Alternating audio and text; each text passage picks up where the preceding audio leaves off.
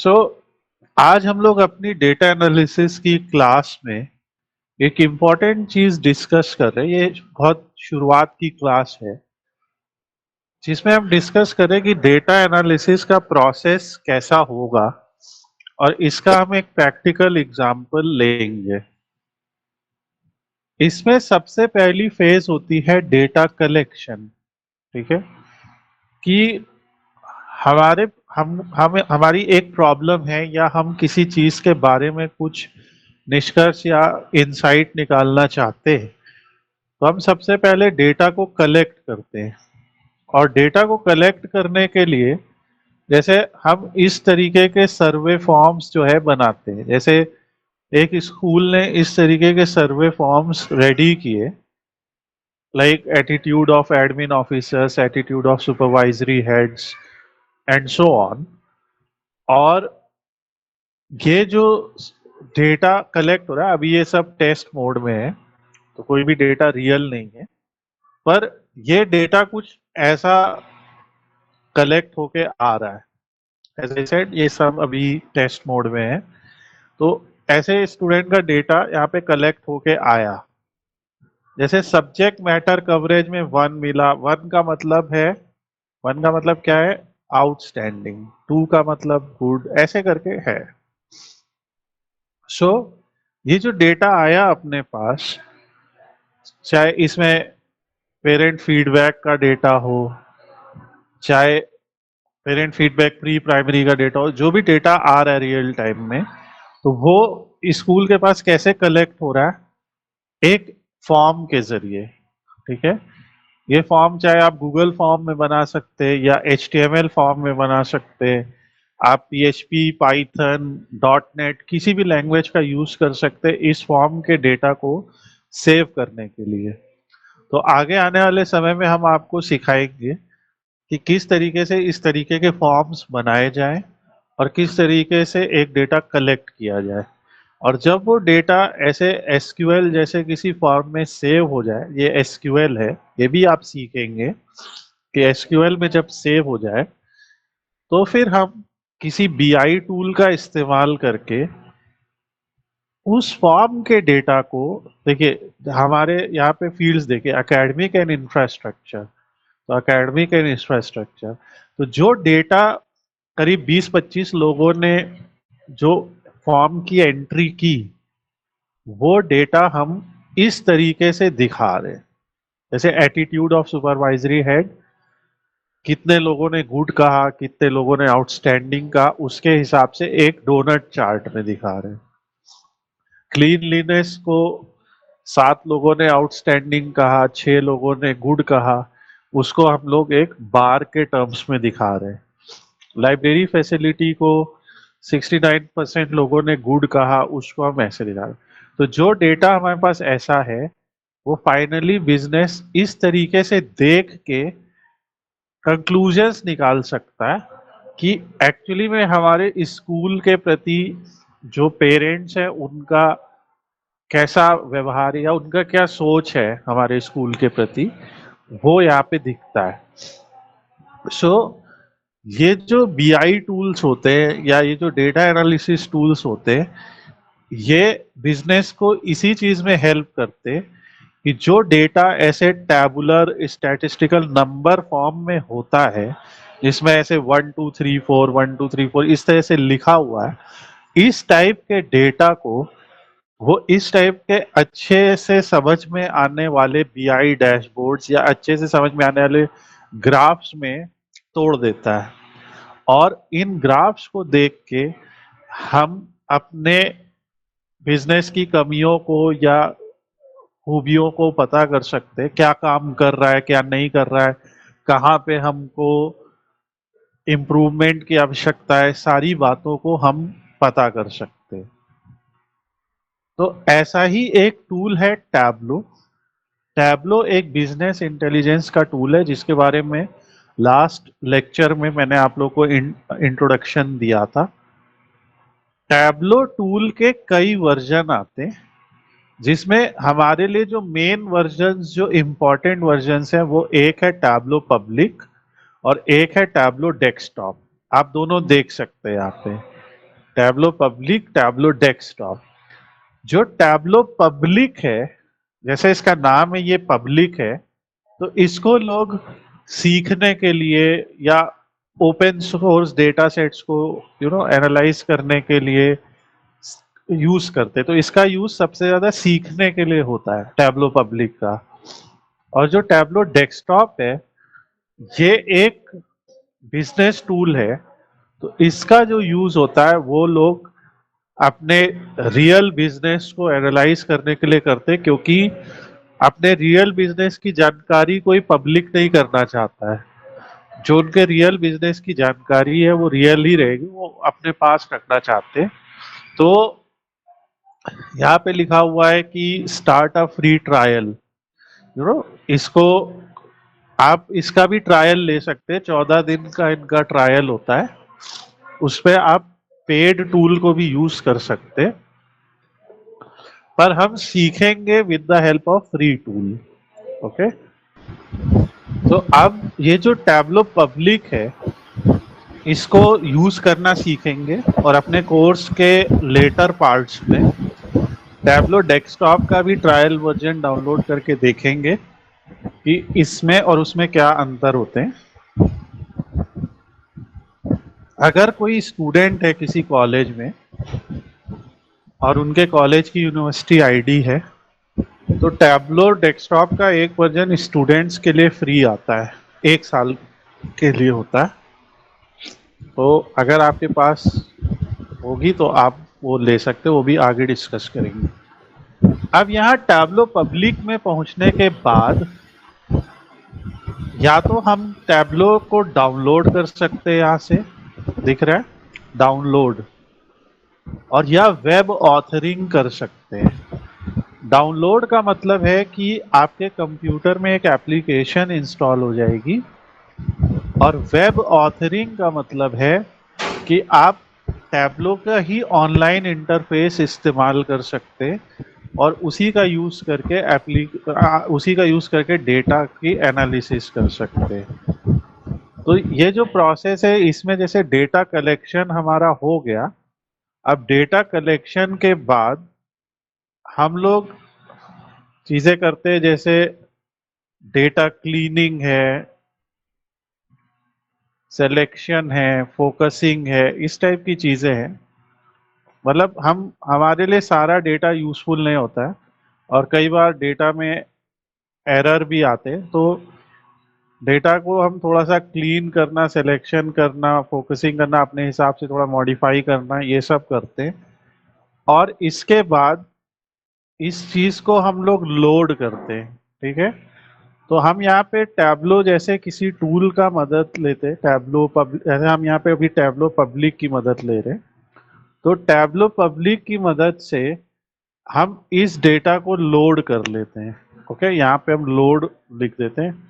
Load किया हमने Tableau public की मदद से, और लोड करने के बाद वो डेटा में यहाँ पे दिखने लगेगा टैबलो पब्लिक में, और फिर हम अपने एनालिसिस उस पे लगा सकते हैं। तो अभी हम जैसे यहाँ पे साइन इन कर लेते हैं, तो हम लोगों ने यहाँ पे अकाउंट ऑलरेडी बना रखे हैं, तो मैं साइन इन कर लेता हूँ दूसरे ब्राउज़र।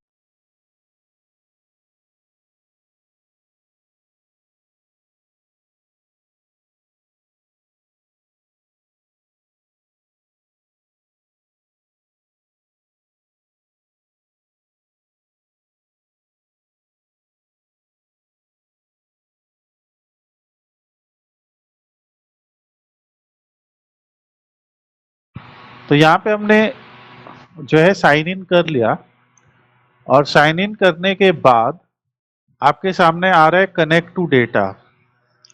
आप लोगों ने से कुछ लोगों ने ये स्टेप ऑलरेडी कर लिया है, कनेक्ट टू डेटा कर लिया है, कुछ लोग पहली बार देख रहे हैं। सो आप लोग इस चीज को समझिए। अब कनेक्ट टू डेटा यानी हमें सबसे पहले एक डेटा को कनेक्ट करना है, और डेटा को जिसको हम कनेक्ट करेंगे वो एक sample super store data set है। ये जो sample super store data set है, इसको हम यहाँ से ओपन कर लेते हैं।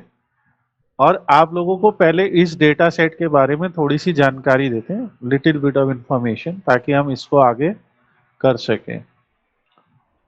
ये सैंपल सुपर स्टोर, जैसे कोई सुपर स्टोर या कोई रिटेल स्टोर है जो आपके घर के आसपास भी होगा, तो उसके जैसे डेटा है जिसमें कस्टमर्स जो हैं, ये कस्टमर की आईडी है, ये कस्टमर का नाम है, कस्टमर आते हैं और ऑर्डर देते हैं, तो ये हर ऑर्डर की आईडी है और ये हर ऑर्डर की डेट है। तो कस्टमर आया, उसने ऑर्डर दिया, और अब कंपनी उसका ऑर्डर लेने के बाद उस ऑर्डर को किसी शिपिंग मोड के जरिए उस कस्टमर तक पहुंचाएगी।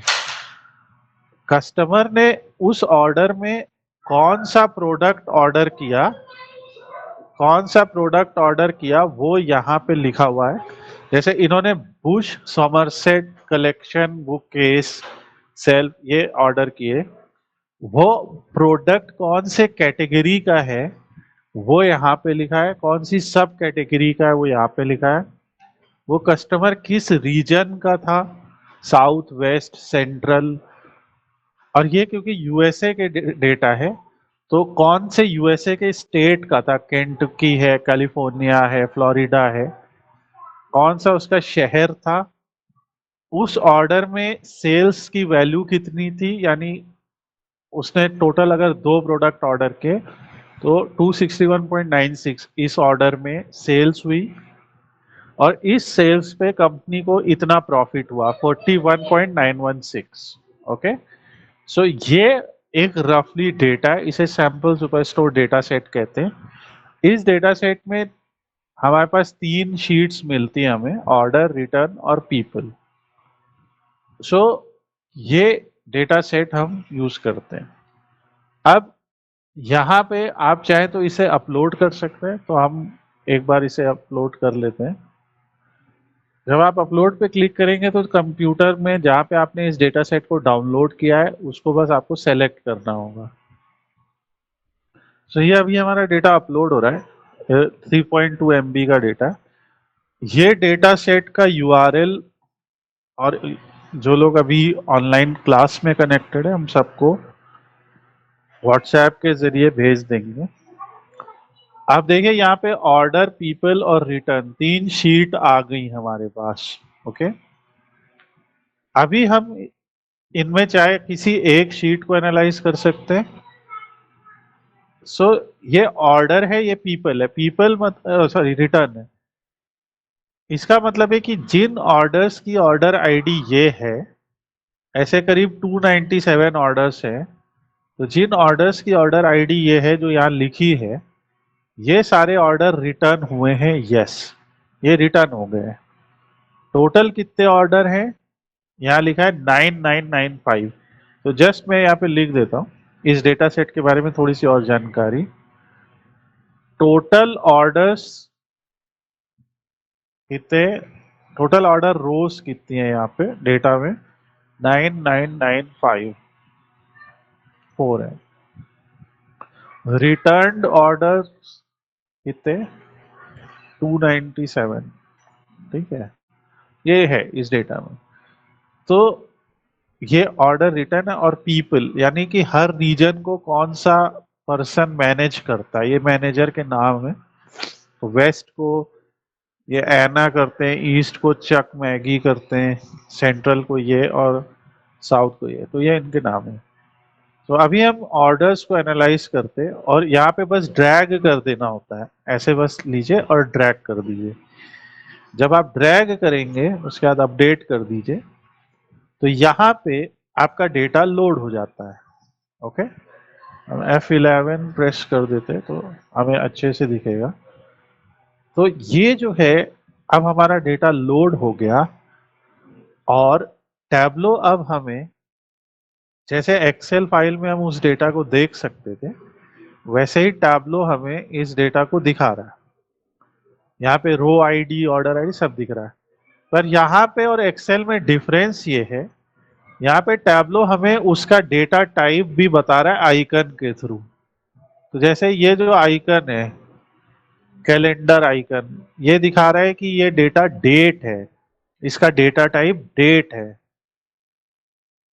ये जो शिप मोड है इस पे एबीसी लिखा है, ये दिखा रहा है कि इसका डेटा स्ट्रिंग है। ऑर्डर है, इस पे ग्लोब बना है, जियो यानी ये ज्योग्राफिकल डेटा है।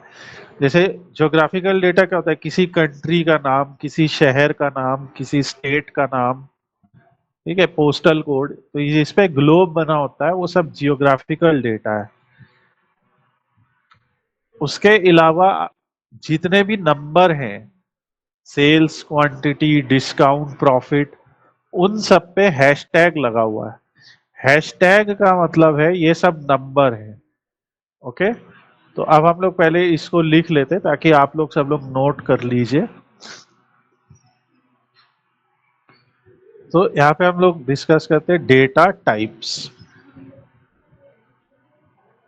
पहला डेटा टाइप है स्ट्रिंग। स्ट्रिंग में क्या है, अल्फाबेट्स और alpha numeric values, characters. Alpha numeric मतलब अल्फाबेट और नंबर का कॉम्बिनेशन भी। जैसे यहाँ पे ये देखिए, ऑर्डर आईडी प्रोडक्ट आईडी में नंबर भी है और इसमें अल्फाबेट्स भी हैं, तो इसे इसीलिए अल्फा न्यूमेरिक कहा जाता है। तो अल्फाबेट्स और अल्फा न्यूमेरिक कैरेक्टर, ये इसे कहते हैं स्ट्रिंग। फिर होता है डेट, ये आपको पता ही, जिसमें डेट लिखी हो। ज्योग्राफिकल, ज्योग्राफिकल डेटा जैसे स्टेट का नाम, कंट्री का नाम, जो एक लोकेशन है, जो जो लोकेशन वाला डेटा होता है उसे ज्योग्राफिकल कहते हैं। State name, country name, postal code, जिसे हम लोग अपने यहाँ पे पिन कोड भी बोलते हैं। सो ये ज्योग्राफिकल है। फिर आता है न्यूमेरिक डेटा। न्यूमेरिक में आपके पास दो तरीके के रहते हैं, इंटीजर और फ्लोट। फ्लोट वो जिसमें डेसिमल पॉइंट होता है या पॉइंट होता है, और इंटीजर तो आपको पता है बिना डेसिमल का डेटा होता है। इसके अलावा इसमें एक और तरीके का डेटा होता है जिसे बूलियन कहते हैं, जिसमें ट्रू फॉल्स टाइप की वैल्यू होती है। इसको हम लोग आगे पढ़ेंगे, बूलियन डेटा क्या होता है, कैसे काम करता है, this will be discuss later. तो ये पहली चीज याद रखनी है आपको। अब दूसरी चीज जो आपको याद रखनी है, ये स्पेसिफिक टैब्लो के लिए है। टैब्लो डेटा को पढ़ के उनको दो पार्ट में डिवाइड करता है, ये हमने लास्ट क्लास में भी पढ़ा था। पहला होता है मेजर्स, पहला होता है डायमेंशंस और दूसरा होता है मेजर्स। डायमेंशंस वो डेटा होता है जो नॉन न्यूमेरिक है, non numeric. Just a minute.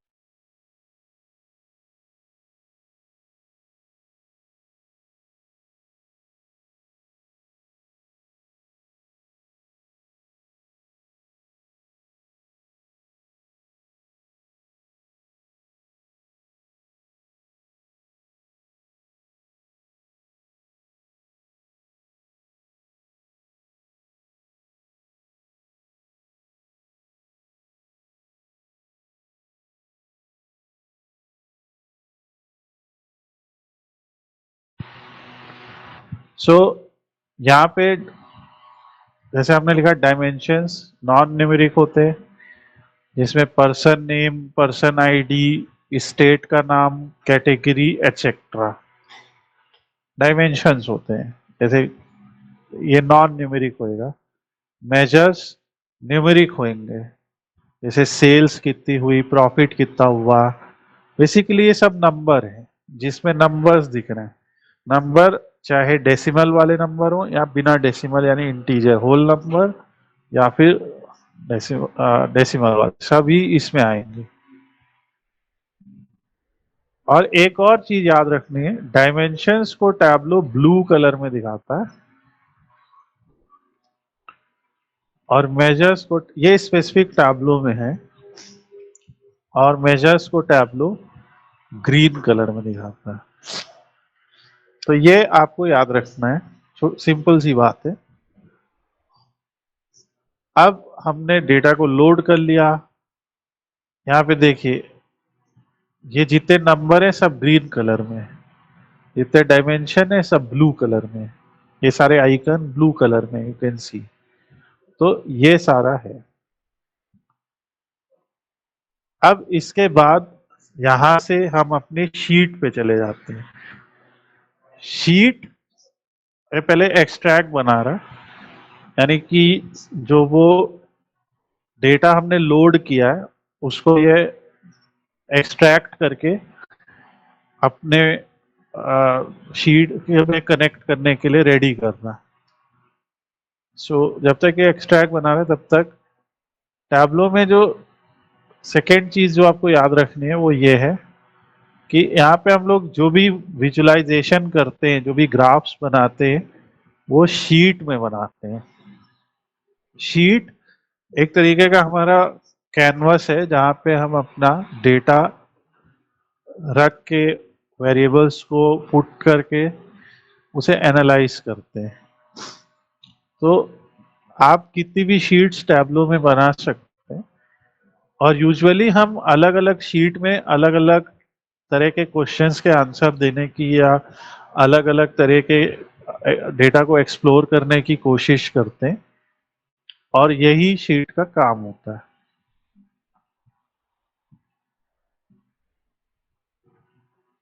Still creating extract.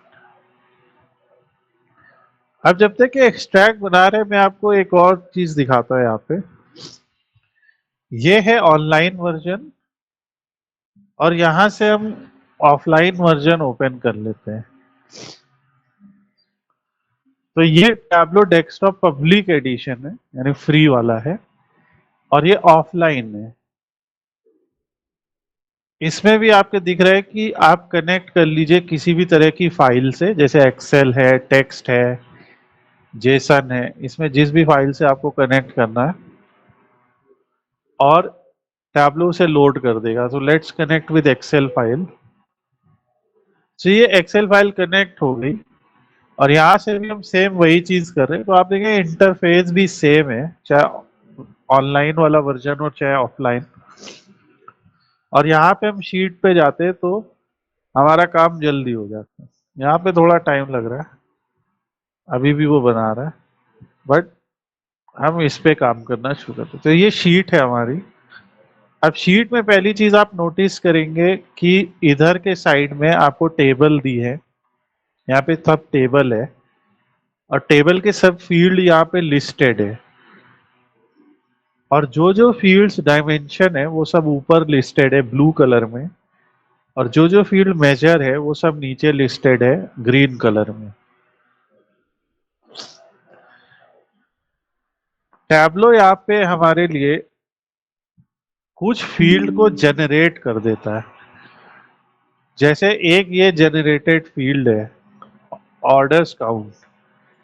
Order उस टेबल का नाम है जिस टेबल को हमने कनेक्ट किया है या जिस डेटा को हमने लोड किया है, और काउंट यानी कितना, हाउ मच। तो ये रो को काउंट कर रहा है कि ये जो ऑर्डर नाम की टेबल है उसमें कितनी रो है। तो अभी हम लोग ने डिस्कस किया था कि ऑर्डर नाम की टेबल में 9994 रोज हैं। तो ये जो काउंट है ये डायनेमिकली हमें वही बता रहा है। ये एक जनरेटेड फील्ड है जो हमारे डेटा में तो नहीं है, पर टैबलो ने जनरेट की है। उसी तरीके से जो भी लोकेशन यहाँ पे लिखी हुई है, जैसे कैलिफोर्निया, लॉस एंजलिस, या शहर के नाम चाहे स्टेट के नाम, वो सब लोकेशन के इन्होंने लैटिट्यूड और लॉन्गिट्यूड को जनरेट कर दिया है, क्योंकि इनके डेटाबेस में उस नाम से लैटिट्यूड और लॉन्गिट्यूड दोनों मौजूद है। तो इन्होंने इतनी चीजें हमारे लिए बना के दे दी हैं। इनका यूज हम मैप रिलेटेड ग्राफ्स में कर सकते हैं, जो आप पढ़ेंगे आगे। अब ग्राफ बनाने के लिए यहाँ पे शो मी पे क्लिक करेंगे आप, तो यहाँ ग्राफ आते हैं। अभी सब ग्राफ ग्रे आउट हैं, कोई ग्राफ हम सेलेक्ट नहीं कर पा रहे क्योंकि ग्राफ के लिए यहाँ पे आप देखिए लिखा हुआ है कुछ। जैसे फॉर एग्जांपल अगर हम बार ग्राफ बनाना चाहते हैं तो यहाँ लिखा है, यहाँ पे देखिएगा इस जगह पे बार ग्राफ के लिए लिखा है 0 और मोर डायमेंशन, 1 और मोर मेजर। तो ये कह रहे हैं कि अगर तुम्हें बार ग्राफ बनाना है तो एक मेजर तो डालो कम से कम। तो हम एक मेजर यहाँ से ले लेते हैं, जैसे हमने कहा मेजर ग्रीन है, ये सारा ग्रीन जो दिख रहा है ये सब मेजर है, और ये सब ब्लू जो दिख रहा है ये सब डायमेंशन है। सो यहाँ से हम मान लीजिए यही ऑर्डर काउंट मेजर डाल देते हैं और इसने बार ग्राफ बना दिया। उसमें एक ही बार है, तो इसने यही कहा कि अगर आपको हॉरिजॉन्टल बार या ये बनाना है तो आपको एक मेजर तो चाहिए होगा, और ये नंबर क्या है 9994, वही काउंट ऑफ ऑर्डर्स। पर ये कह रहा है कि आप इसमें इसमें 1 मेजर आप डालिए, बस 0 या मोर डायमेंशन भी डाल सकते हैं। तो एक मेजर तो हमने डाल दी, अब डायमेंशन हम यहां से ले लेते, मान लो हम रीजन ले लेते और उसको हम यहाँ ऐड कर देते हैं, तो बन गया हमारा एक बार ग्राफ जिसमें region wise count of orders पता चल रहा है। इसलिए इस शीट को हम रीनेम कर लेंगे region wise count of orders, यानी कि हर रीजन में कितने कितने ऑर्डर आए। तो इसने पहले क्या किया, रीजन टोटल 4 हैं, उन चारों रीजन को यहाँ पे लिस्ट कर दिया एक्स एक्सेस पे, और जो काउंट ऑफ ऑर्डर्स हमने यहाँ से ड्रैग किया था उसने उसको यहाँ पे लिख दिया, और इन बार्स की जो हाइट है वो दिखाती है कि किस रीजन में काउंट ऑफ ऑर्डर सबसे ज्यादा है, किस में कम है। तो जैसे ये बार की हाइट सबसे ज्यादा है जो कि वेस्ट रीजन है, तो यानी कि अमेरिका के वेस्ट रीजन की जो स्टेट्स हैं उन्होंने 3200 ऑर्डर्स किए हैं। सेकेंड नंबर पे ईस्ट है, थर्ड नंबर पे सेंट्रल है, फोर्थ नंबर पे साउथ है। अब ऐसे हमें खुद से ये सॉर्टिंग करनी पड़ रही है देख देख के। तो टैबलो ने हमारे पास यहाँ ऊपर ये कुछ आइकन भी दे रखे हैं, इन आइकन का यूज करने पे आप सॉर्ट डिसेंडिंग या सॉर्ट असेंडिंग कर सकते हैं। जैसे कई बार आपने ये सवाल सुना होगा कि सभी रीजन्स को उनके बढ़ते से घटते क्रम में लगाइए। तो अगर बढ़ते से घटते क्रम में लगाना है तो ये हम डिसेंडिंग सॉर्टिंग कर देते हैं, जिसे कहते हैं ऑर्डर बाय काउंट डिसेंडिंग। और कम से ज्यादा के क्रम में लगाना है यानी बढ़ रहा है, सो उसे कहेंगे order by count ascending, ascending और डिसेंडिंग। ओके, तो जैसे भी आपको लगाना है। तो ये एक छोटा सा ग्राफ है जो बार के जरिए हमें ये बता रहा है कि किस तरीके से हम region wise count of orders कर सकते हैं। तो अब हमें एक आइडिया मिल गया कि टैबलो में आप शीट बनाइए, एक ब्लैंक शीट आएगी, इधर से आप एक डायमेंशन लीजिए यानी जो जानकारी आपको पता करनी है, इधर से आप एक मेजर लीजिए ताकि उस जानकारी से जुड़ा आप एक डेटा देख सके, और टैबलो में से चूज कर लीजिए कि कौन सा ग्राफ देखना है। अगर आपका सिलेक्शन वैलिड है तो टैबलो वाला ग्राफ दिखा देगा। तो हमने बार बना लिया, अब पाई बनाते हैं। पाई चार्ट के लिए ये कहता है कि कम से कम एक डायमेंशन लगेगा। बार के लिए कह रहा था 0 डायमेंशन में भी काम चलेगा, देखिए बार में कह रहा है 0 में भी काम चलेगा, पाई में कह रहा है भैया एक तो लगाना ही पड़ेगा। तो हम कहते हैं अच्छा चलिए ठीक है, एक डायमेंशन लेते हैं। तो हमने कहा कि हम जानना चाहते हैं कि सेगमेंट जो है, यानी एज अ बिजनेस हमारे कई सेगमेंट हैं कंज्यूमर सेगमेंट को हम प्रोडक्ट बेच रहे हैं। कंज्यूमर मतलब जो घर से खरीद रहे हैं। कॉरपोरेट जिन्होंने जो मतलब बड़े बिजनेसेस है जिनके अपने कॉरपोरेट ऑफिसेज हैं।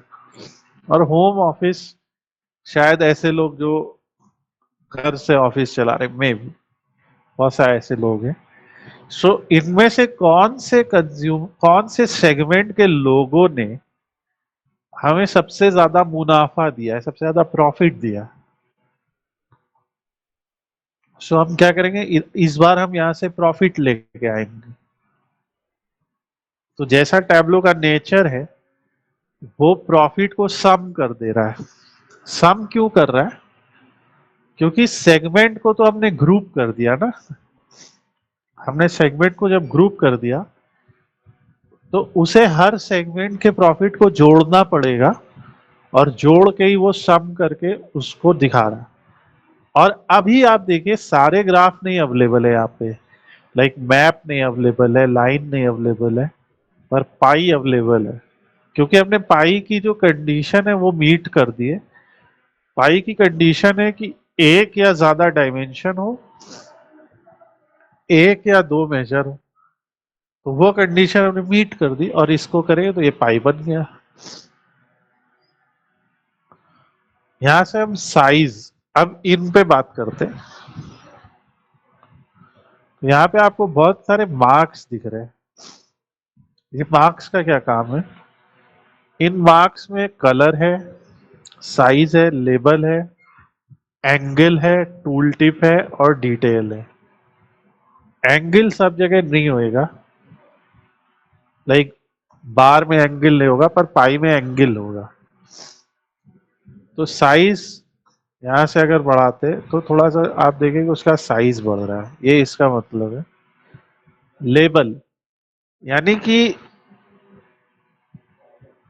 कौन सी चीज क्या दर्शा रही है। कंज्यूमर नीला कलर है, कॉरपोरेट ऑरेंज कलर है, होम ऑफिस लाल रंग से दिखाया जा रहा है। पर यहां पे दिखाना हो तो हम क्या दिखा रहे हैं, ये सेगमेंट। तो सेगमेंट को ध्यान से देखिए, ऐसे ड्रैग करके ऐसे लेबल पे ले जाके ऐसे छोड़ देना है और यहाँ पे वो आएगा। आप लोग अपनी नोटबुक में एक चीज नोट करिए, नोट करना है, make graphs bigger, control plus shift plus B. Mac में ये कमांड हो जाएगा कंट्रोल की जगह। So control plus shift plus B आप प्रेस करेंगे तो ग्राफ बिगर होगा। ये देखिए, तो हम उतना बिगर पे लाएंगे कि हमारे लेबल सही से दिखने लगे, हमें अब सही लग रहा। तो ये मेरा लेबल है, ठीक है। अब ये लेबल वाइज प्रॉफिट भी हमें दिखाना है, तो हम प्रॉफिट को भी लेबल पे ले जाके छोड़ सकते हैं, तो इससे प्रॉफिट भी दिखता है। अब बड़ा तो बना लिया, छोटा कैसे करें? तो यहाँ पे लिखना है स्मॉलर के लिए कंट्रोल प्लस बी।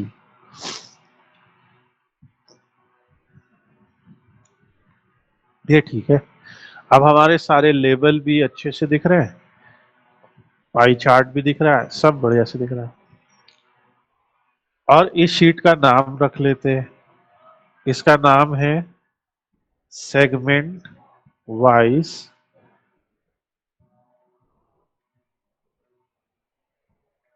प्रॉफिट। तो एक में हमने region wise count of orders को देखा और एक में हमने सेगमेंट वाइज प्रॉफिट देखा।